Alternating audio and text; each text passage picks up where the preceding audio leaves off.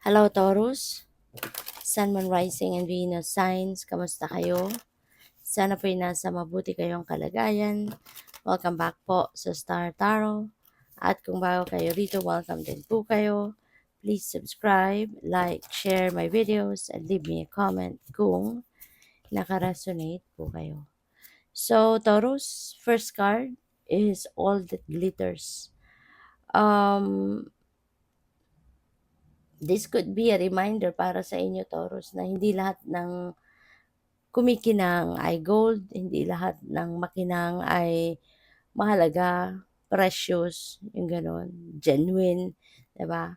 Kasi maaari, no, na may mga tao sa paligid mo na pretentious, merong mga tao sa paligid mo na siguro pretending to be nice, to be kind to you, to be sincere, 'di ba? At, 'wag kang maniniwala agad-agad, 'no, sa kung ano man yung kunyari pinapakita ng taong ito sa'yo, 'di ba? At saka pakiramdaman mo, mararamdaman mo din naman if the person is sincere talaga, 'di ba? Pero 'wag kang papadala sa kung ano yung, ah, lalong-lalo na 'no, if kung nagpapakita ang taong ito na like too good to be true. 'Di ba? So, 'yun, maging observant ka, maging mapagmatyag ka sa mga tao sa paligid mo. And 'yun, 'wag kang basta-bastang maniniwala agad 'no, sa kanila. Kasi pupuwedeng merong mga deceiving, you know, deceiving na tao dito sa paligid mo sa ngayon. Kasi hindi lahat ng nakikita mo talaga, 'yun na 'yun ano, kung ano nakikita mo sa surface hindi sa lahat ng pagkakataon yun na yun, and most of the time, laging merong, something underneath 'no, na tinatago. So what else? We have TikTok. TikTok, time's ticking para sa iyo. Maaari na ang iba sa inyo is, baka may deadline 'no, baka may hinahabol kayong deadline, baka meron kayong hinahabol na, um kumbaga due date din parang gano'n 'no. So 'yun kailangan ninyo siguro na, ano ngayon, magmadali, but kung ikaw ay ikaw lang mag-isa 'di ba, ang magmamadali parang baka mamaya mas lalong magtagal 'yun. Kasi kapag nagkamali ka or may nakalimutan ka so babalik ka pa, at gagawin mo uli yung gano'n 'no. So maybe mag-isip kayo ngayon ng, kung malapit na deadline na mag-isip kayo ng magagawa niyo para 'di ba maabot mo pa rin, ma-accomplish mo pa rin sa timeline na kailangan mo ma-accomplish ito. Maybe think of someone 'no, na puwedeng makatulong sa'yo, 'di ba? Maybe you need to ano na, to ask for help na sa ngayon para matapos mo, 'di ba? So what else? We have Not For You. Taurus, a reminder para sa iyo na may mga bagay 'no, na sadyang hindi para sa atin. Maaari na may mga, ginagawa kayo siguro ngayon and you are expecting 'no, something from that na pupuwedeng, you're expecting na makuha mo na 'to, you're expecting na, magagawa mo 'to at a certain period of time, tapos maaaring hindi nangyari, 'di ba? So, just think na hindi talaga 'yun para sa'yo. Otherwise, kung ang isang bagay ay nakalaan talaga para sa'yo, if something is for your best interest, for your highest good, hindi 'yan iba-block ng divine.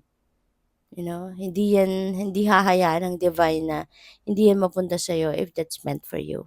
Kaya ibig sabihin nun, kung merong mga bagay na ine-expect kayo na hindi nag-come to fruition, hindi nangyari, hindi natupad, it's simply because it's not for you, 'di ba? And, there will be something 'no, na maaaring hinahanda talaga ang divine para sa'yo. Kasi hindi ka bibigyan ano, hindi ka ilalagay ng universe sa isang sitwasyon na hindi para sa'yo, kasi hindi ito makakabuti para sa'yo. Hindi ito yung, hindi ito parte ng kanyang plano, yung gano'n. And for sure, a denial of something is most of the time a protection for you. Kaya inire-redirect ka ng universe to something else. Na kung saan, kung ano yung something else na yan, for sure, is what's best for you. Okay? So, maraming salamat for subscribing. And if you haven't subscribed yet, subscribe na kayo. And also, maraming salamat for not skipping the ads. Malaking bagay po yun sa akin. And also, please click the join button sa baba ng video kung gusto po ninyo na mag-join kayo sa membership. Okay? Salamat. So, we have gates of triumph. Ayan, success expands in your life. Alright? Taurus, merong mga tagumpay, no, na nag-aantay sa inyo sa ngayon. And yung gates para dito sa bagay na pagtatagumpayan ninyo ay nag-aantay na para sa iyo, hindi ba? So, maaari, no, na yung not for you na to, talagang baka distraction lang yan para sa iyo. And you are being redirected now to where you are going to succeed, to where uh, you are going to claim your victory, 'di ba? Ito na siguro yung sitwasyon na 'to, maaring that's what you deserve, no? Yung success na 'yan is what you deserve. Kaya nire-redirect ka kasi otherwise, if dito ka magfo-focus, 'di ba? Eh hindi naman 'yan para sa you know? So, maaari 'no, na hindi ito ang mapapasukan mo, 'di ba, kung magpapatuloy ka dito. Kaya may blockage na diyan, may sitwasyon na kumbaga binibigyan ka na dito ng eye opener na this is the time 'no, na, mag-ano ka na, mag-change direction ka na because that's not yours. And ito nang inihanda ng universe para sa'yo. There are maybe opportunities out there na parang very inviting sa'yo. And it's because that's what the universe has prepared for you. So, what else? You have view from above, get the big picture. Okay? Lalo-lalo na sa mga desisyon na kailangan ninyong gawin. If there are decision making na kailangan ninyong uh, uh, attendan, 'di ba? So, get the big picture. Tignan ninyo ang sitwasyon on a bigger lens para kung ano man ang desisyon na gagawin ninyo, maaano ninyo, tawag dito, pagdedesisyonan ninyo maigi kasi makikita mo 'no, yung kabuuan ng inyong sitwasyon. So, we also have crossing bridges. It's time for healing, connecting, mending, and releasing. So, siguro kung meron kayong mga kaaway or naging kaaway in the past, this is the time 'no, of healing na. This is the time of reconnecting and mending. So, maaari na ang iba sa inyo rito is going to step up as the bigger person. Baka ibababa mo yung pride and ikaw na dito yung mag-i-initiate ng conversation with these people, 'di ba?